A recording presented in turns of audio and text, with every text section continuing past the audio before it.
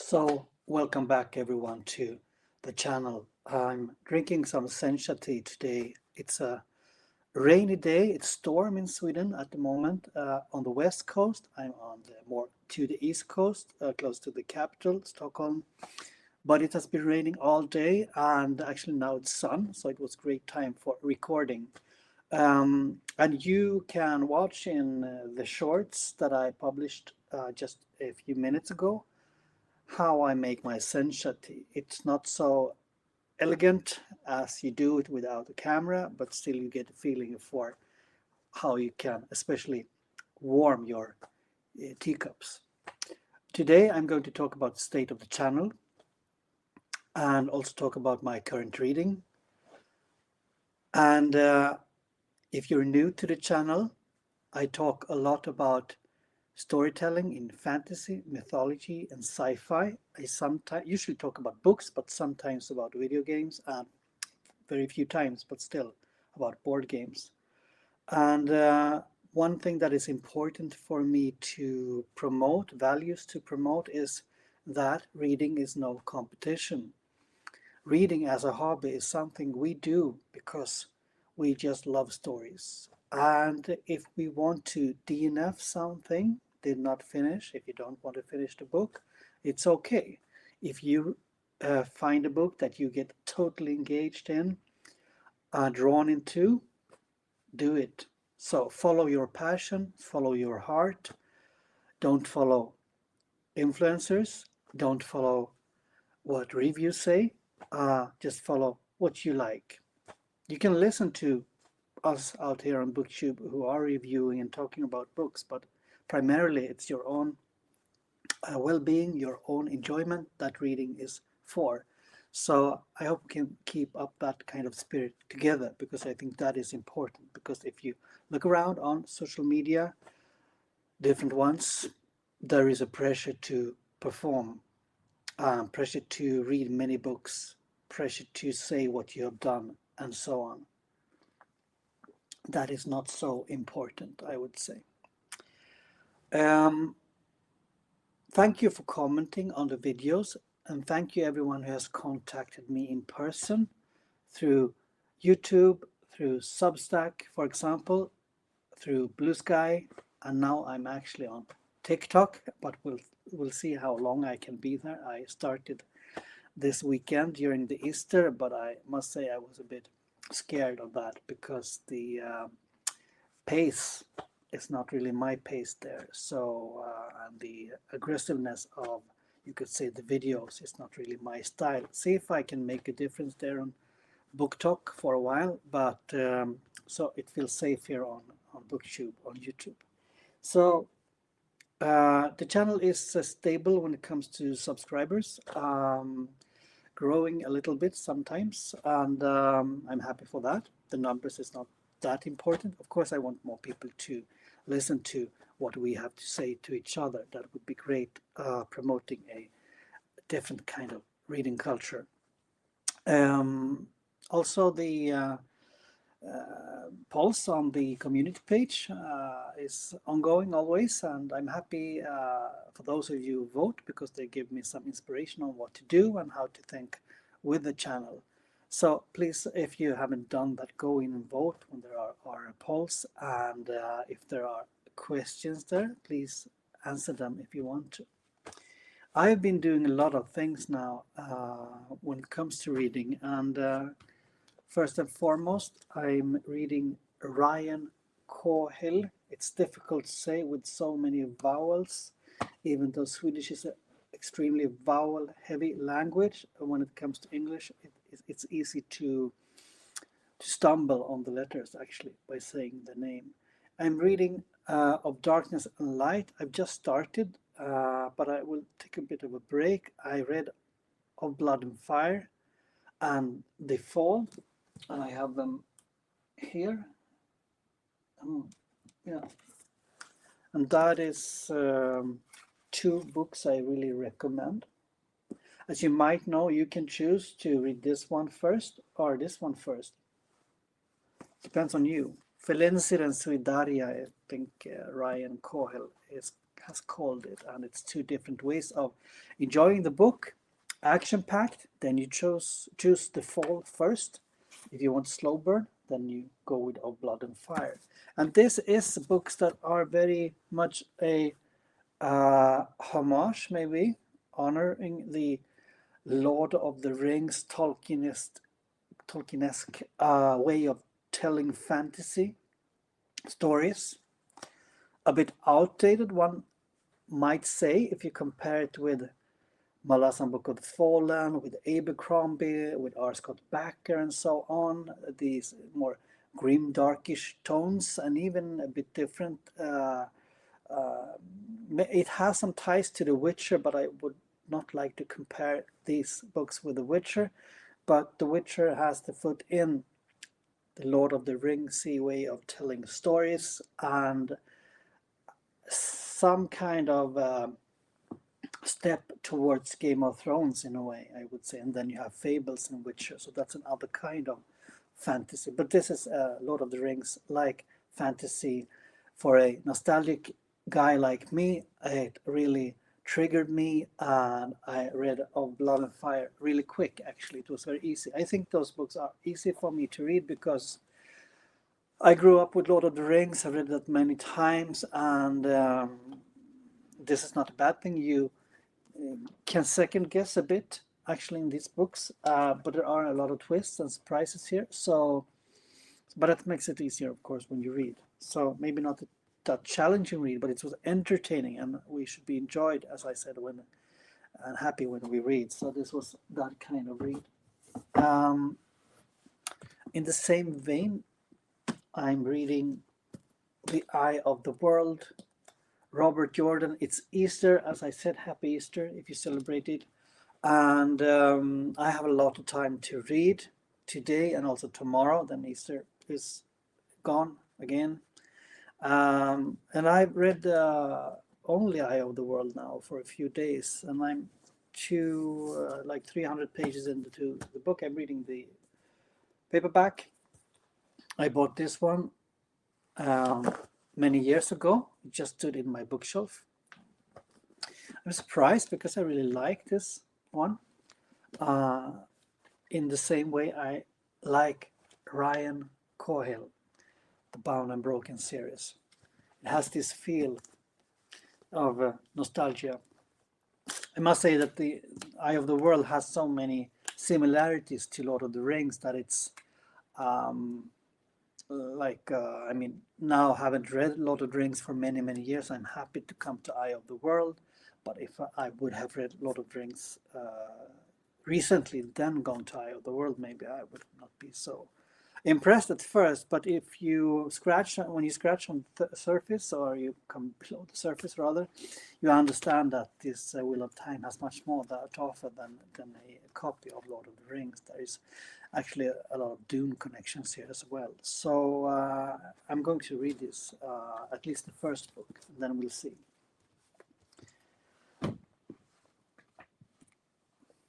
I'm having a good time with The Witcher, Tower of Swallows. Not much left. It's a tragic story. I talked to a friend who started reading Witcher. He read the short stories and read the first book, Blood of Elves, in the Witcher saga, and he said to me that it was like, you couldn't really take Witcher seriously. It's like a farce, a humor show in a way. And to a certain extent, I agree. There is a lot of humor in The Witcher. But when you come further into the Witcher saga, there's a lot of grimdark, a lot of tragedy, a lot concerning the story about Ciri, and a lot of misery, and a lot of horror, I would say. So I think it's worth having patience with The Witcher. If you come from Malazan, Book of the Fallen, to The Witcher, that's a kind of great gap, a great difference. But I think you should just keep up with the book. I actually got that advice as well from one of you followers here on the channel. So I advise you to do the same. Then, of course, Sapkowski's style is not everyone's style, and that goes with all authors that I read. But it's good to blend things. It's very important. And then I'm happy to buddy read Shogun with Rick, who sometimes visits the channel. And we were supposed to have a talk tomorrow, but the ice hockey team I follow has won their game in the playoffs, so they have a second home game tomorrow. So I have to prioritize the ice hockey game before the reading. Sometimes that happens, right? Sports and books can be a bit tricky. As you know, I have a lot of other stuff going on. So you not get confused. The priority for the Easter for me is Shogun.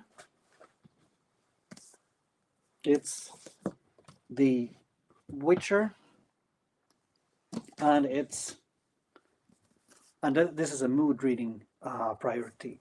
Eye of the World.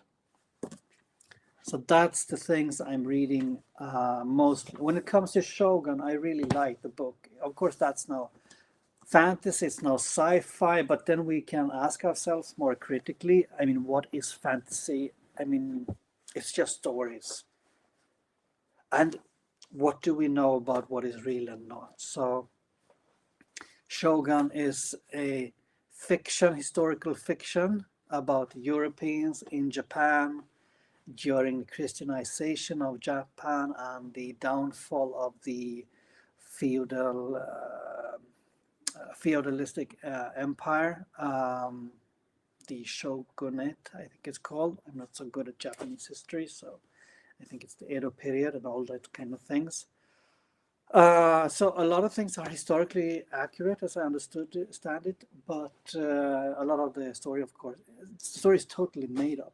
But it's interesting because it's showing prejudice against the Europeans, like, you accuse post-colonialism to be against the inferior, so to speak. Here there are a lot of prejudices against Europeans, but there are also prejudices against the Japanese. And there are also conflicts between the Christian groups that are in Japan, and that is interesting, not so common to read about, I would say. Protestants, Catholics, of course, we know the historical conflicts between those two Christian groups, but it becomes interesting in Shogun because then you're in a micro setting. It's zoomed in the conflicts, and then you also have the Japanese who have converted to Christianity because there are Portuguese and there are British people over there in the book. So Shogun is a different kind of reading for me on the channel, and I will continue to try to at least put in one book that is outside the sci-fi, fantasy, mythology genre, because I usually read that. So I just want to give you a broader picture of what I'm reading as well. Having a bit of a pause now during Easter, but I will retake my readings, my sci-fi readings, and then the priority goes like this. This is priority number 1. That is the Claw of the Conciliator, Book of the New Sun. I will tell you, contemplative reader, when I'm done. I understand you have a lot to do during Easter as well, so I hope you're well. Enjoying the book. It has this intellectual depth like Erikson, and I wouldn't say it's so much of entertainment. It's more like a exercise for your brain, but I enjoy it. Then I have the second priority when it comes to sci-fi, and that is to finish the Kingdoms of Death. Enjoying this. I've said it before, it's a bit depressing now in the 4th book. I don't want to spoil things for you if you haven't read it, but basically it's easy to say that this is Hadrian, who is the main protagonist, who starts off in Empire of Silence to deviate from his family traditions and wanting to become a scholar, a scholiast. He also wants to negotiate between this alien race called Cielcin, who is an enemy to the empire, which he belongs to. He believes in diplomacy, he believes in negotiations. A lot of his ideas, both about how things were within his family, his noble family, what he wanted to become, and how he saw the others, has turned totally upside down.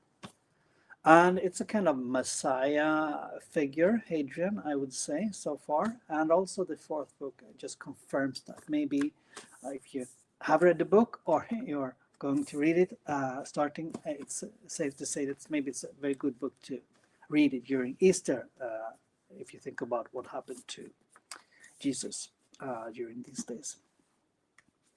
And the last book, which I'm not prioritizing so much at the moment, that is The Expanse. This is pure joy. I'm reading this to prepare for the video game release of Expanse, but that's 2027, so I am no rush. I'm enjoying the book. It's a really nice book to have when I come home from work and maybe my brain is tired. That goes with Ryan Coyle as well, and also the Eye of the World now. So I think you can divide your reading so that you make it comfortable for you. Read the heavy books when you have time, and read light books when you need that. Ask yourself, what do you need? It's like you don't go to the gym, to lift heavy weight all the time. Sometimes you come to the gym, you're a bit tired, and then you take easy weights. So just walk on the treadmill, or you're in the rowing machine. It's the same with reading, I would say. So there is some insight to what's happening over here, and I have some of the ideas to test to live stream someday, and actually mostly of my viewers are in the US and Canada. So my idea is to broadcast maybe 2 p.m. my time, because then it's I think it's 9 or 10. It depends on where you are in North America, but then it's easier for people to tune in. So please let me know if you are interested in that. Maybe I'll try to do that even next weekend. So yeah, just tell me. I'm interested to get the contact with you in person. I think that's more valuable than likes and subscribes and so on, to have a connection, to create a kind of reading community. And many of you who follow this channel, you are not so like me. I'm not a social media guy, so this is not so cool. It's not so entertaining, maybe, I don't know. But just here for the discussion, and it's a bit of a slow booktube this is, right? So not these fancy things that I saw on TikTok yesterday, for example. It's not happening here. So until next time, happy reading and happy Easter. Thank you and bye.